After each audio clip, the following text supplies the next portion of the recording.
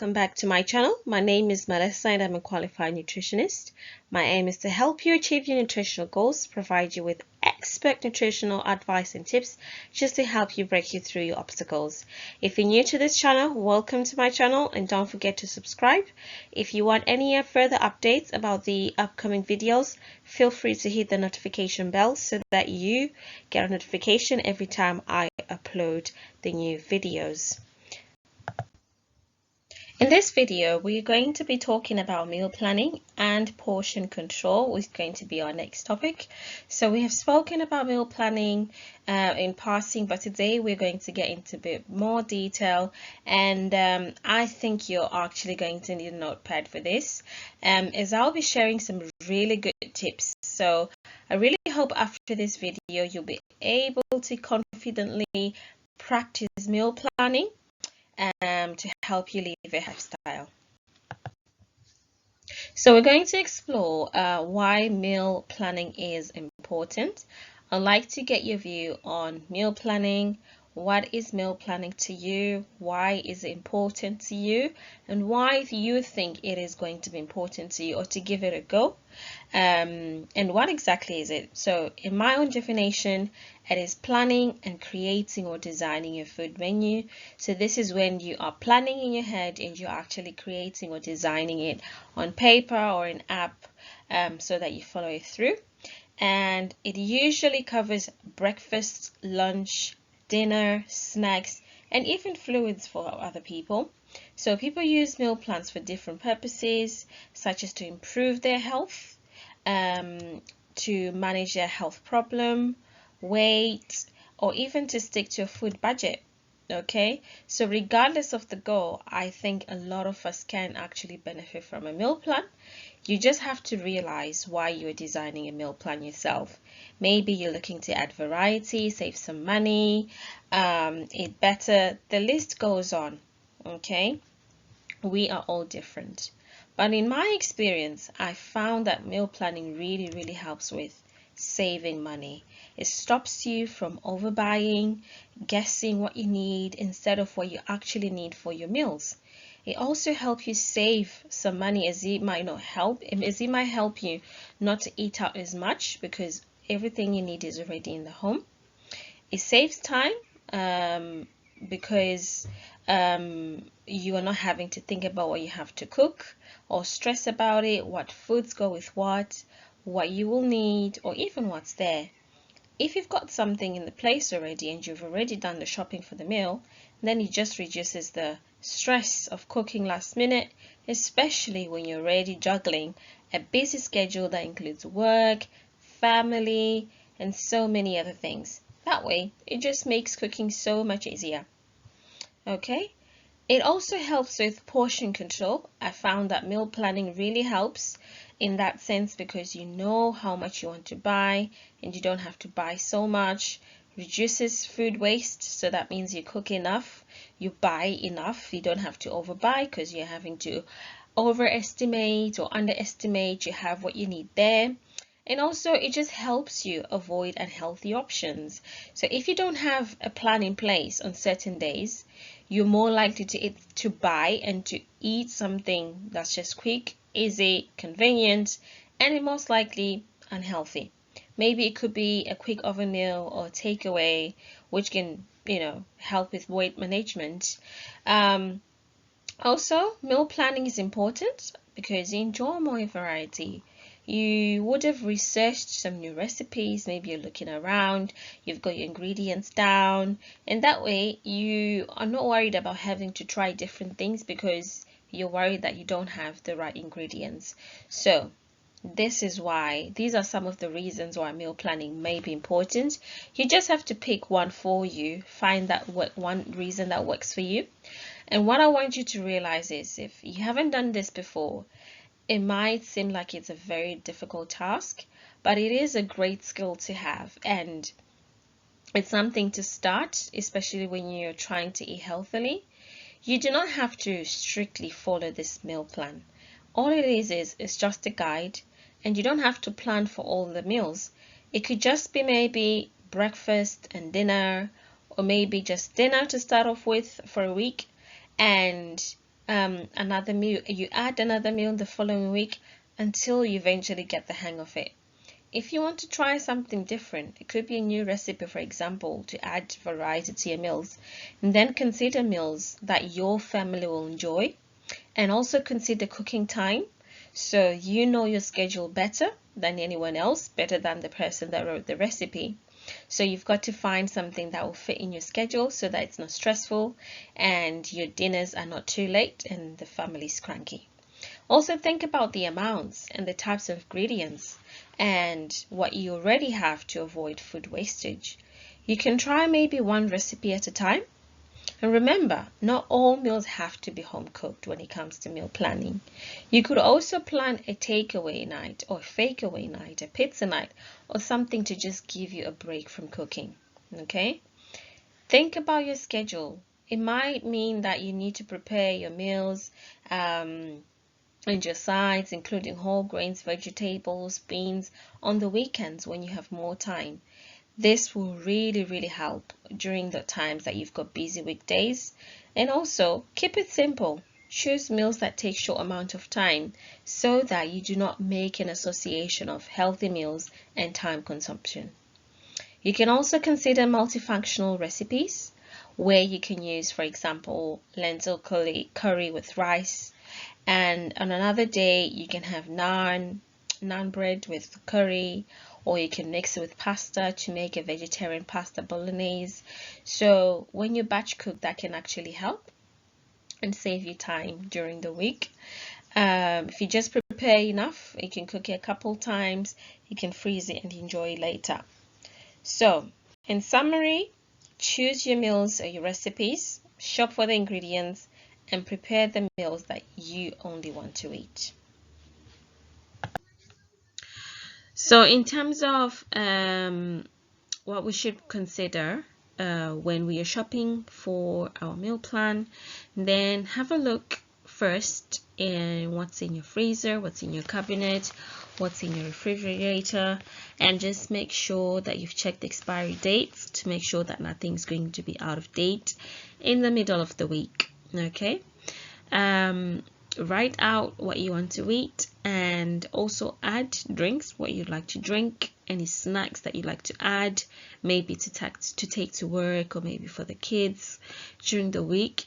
Most importantly, base your meals around the 5 food groups, so your fruit, your vegetables, your carbohydrates, your protein, as well as your dairy products. We will talk about the other food groups, but for now we'll talk about carbs, and the recommended carbohydrates that we are to have each day is about 3 to 4 portions a day.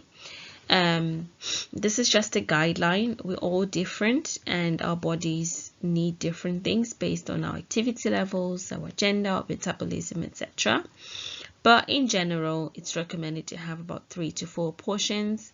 And in terms of carbs, we've spoken about the different types of carbs, and it's recommended to have more of the whole grain carbs. So the buckwheat, the bulgur, the brown rice, the whole grain cornmeal, the whole oats, and the whole rye, because they contain a lot of fiber. Fiber is good because it prevents constipation, it keeps us fuller for longer, which reduces the amount of food that we eat. In return, that really helps with weight maintenance or even weight loss in some situations. Okay, so let's just say, for example, you're having cereal in the morning. How you can measure that out? You can use your hands, and it's about 3 handfuls. And then if it's other types of carbs, then it's about 2 handfuls, such as rice or pasta. Okay, so rice and pasta tend to be budget-friendly grain options, I've noticed. So if you are in a situation where you're having more than one food from the carbs food group, then I would recommend that you have the portion size is smaller, or you can halve them.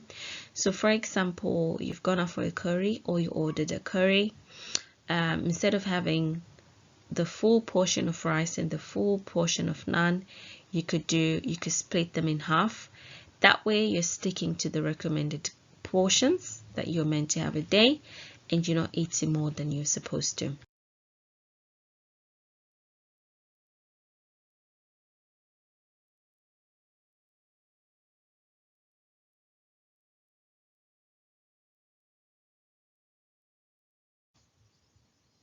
Okay, so we're looking at fruits. So this is one of the main groups that we need to consider when we are planning or we are designing a meal plan. We need to make sure that we've got enough fruit, as they provide fiber and other nutrients that our body need to function effectively.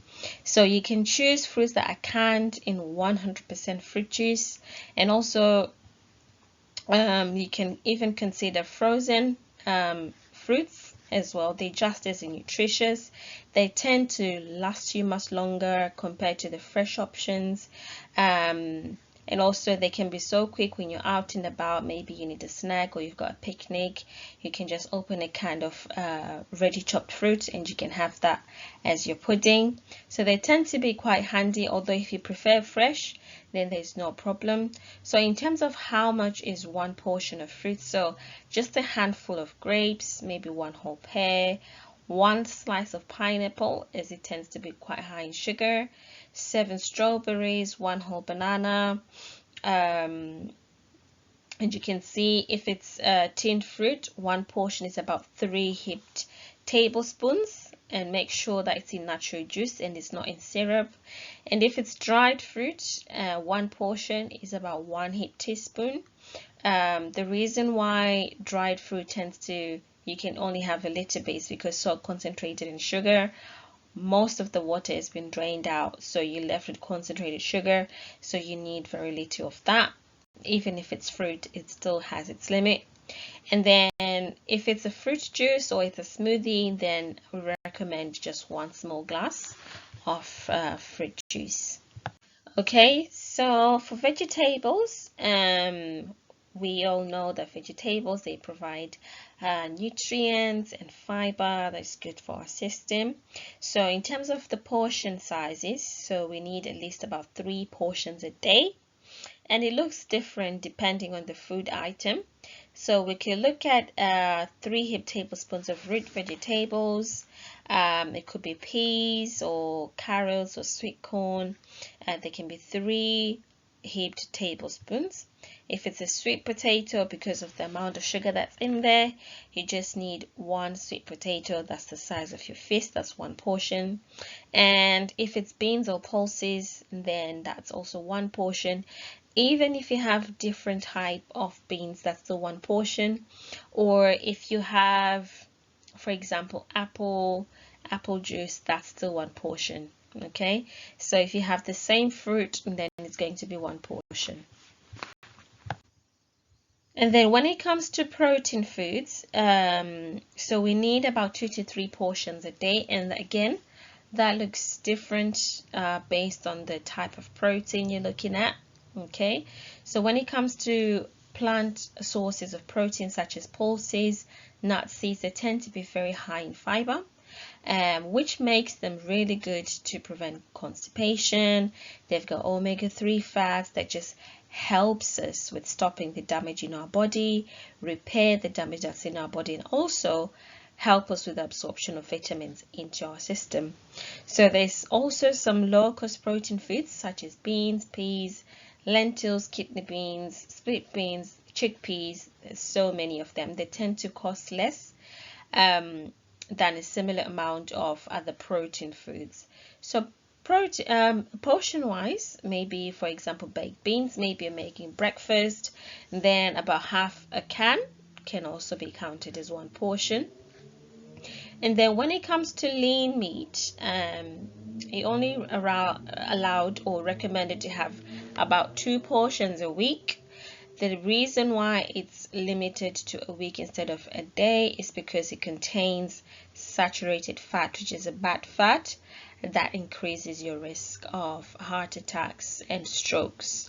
So the saturated fat is bad fat, and it builds up in our body, in our blood, and it can cause blockage. So we need to have less of red meat and more of the white meat, as you can see. And to lower meat costs, you can buy the family size or the value pack or freeze anything you don't use. As we all know that lean meat can be quite expensive, or you can opt for chicken or turkey. They tend to be cheaper options. And then in terms of chicken, if it's a white meat, so if you have it grilled, then it has to be the size of your palm. Okay. When you're choosing beef, make sure it's lean beef, ground beef. So I think now we can see in the shops there's options for you, whether it's 5% less, 25% less fat, or 50% less fat. So the less the fat, the better, or the leaner the meat, the better. Okay. There's also options such as seafood. In some shops, it might not cost as much. So when we talk about seafood, we're also including tuna, salmon, and also sardines. Most likely you'll find them canned, whether they can be canned in water, canned in sunflower oil, or canned in tomato sauce. There's different options available for everyone. So in terms of portions, again, you need to just keep to the size of your palm. And also eggs, they tend to play a big role in terms of how much they contribute to our protein consumption. They're a low cost option, to be honest, and in terms of how much count as a portion, that's about 2 eggs. In terms of other foods that tend to contribute to calorie consumption, such as oils and spreads, you can only have one portion of butter, oil, ghee, salad cream. Reason being, they contain quite a lot of calories in very, very small amounts. So you need to just watch how much you're putting on your toast, you're adding to your baking, or when you're frying or sauteing. You just need to keep an eye on that. In terms of peanut butter, about 2 teaspoons make one portion. And in terms of cheese, it's just 1 index finger length or the fingertip height of the cheese. And preferably, if you try to opt for lower fat cheese, such as Edam is a good example. And if you're making something that requires cream cheese, or you're putting it on your toast or on your sandwich, and then consider just 1 tablespoon. Okay. There's also very few foods that can be very high in fat and in sugar, and we need to have very small portions of them. So portions of some of the snacks I'm talking about, such as biscuits, chocolates, muffins. So you can have about 2 small biscuits, or just a bit, four squares of chocolate, a small muffin, a small chocolate biscuit bar, a small mousse. So limiting it to 1 each day.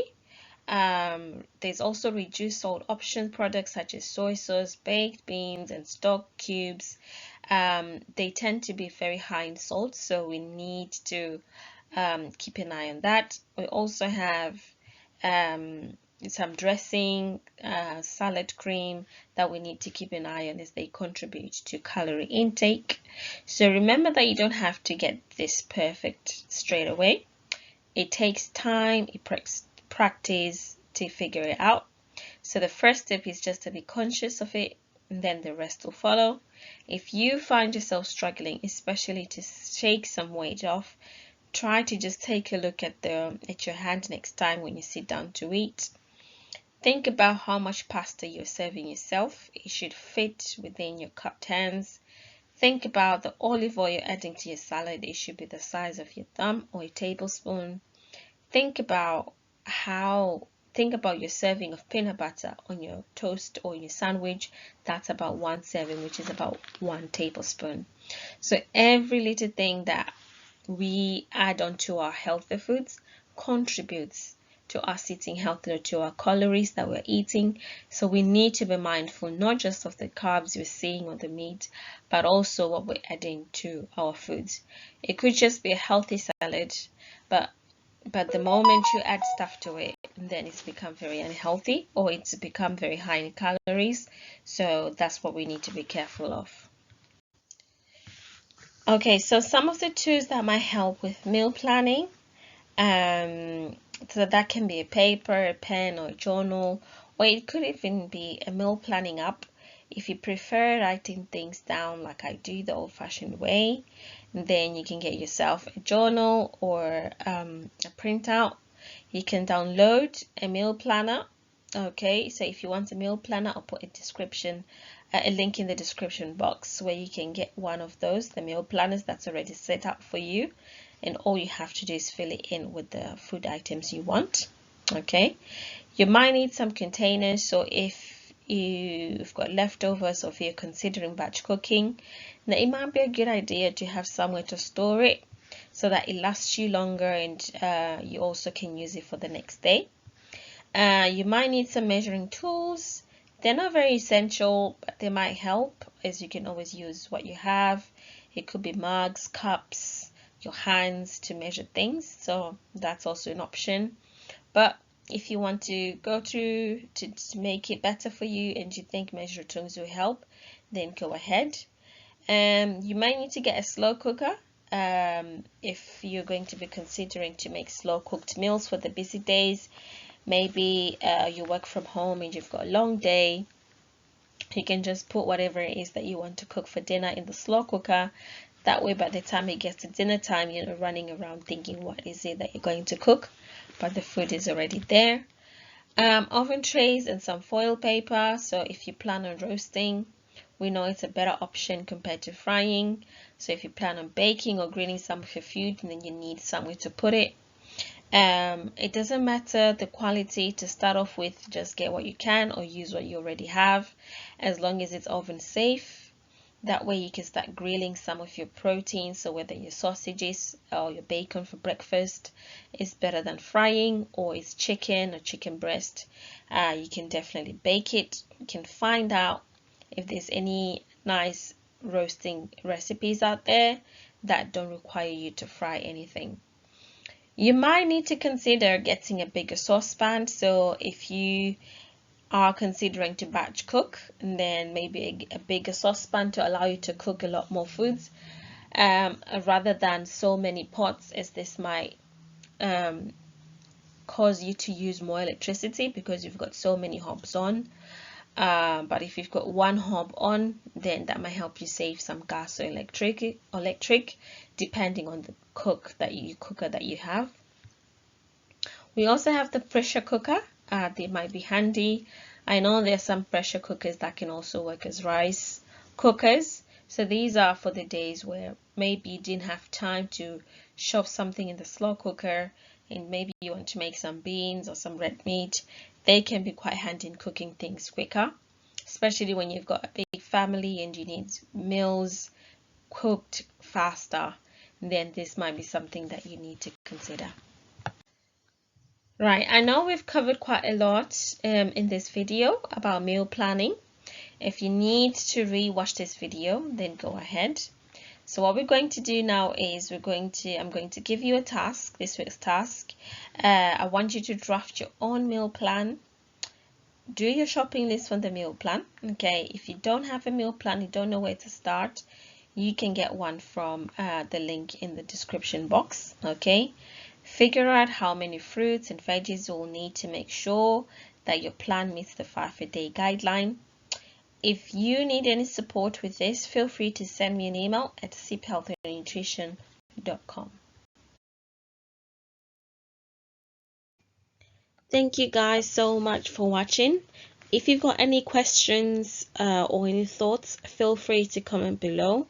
If you need any further support, feel free to send me an email at siphealthynutrition@gmail.com. Don't forget to follow me on Facebook and Instagram at siphealthynutrition. And if you really enjoyed this video, hit that like button, as that will help my channel. Until we meet again next time, thank you guys for tuning in.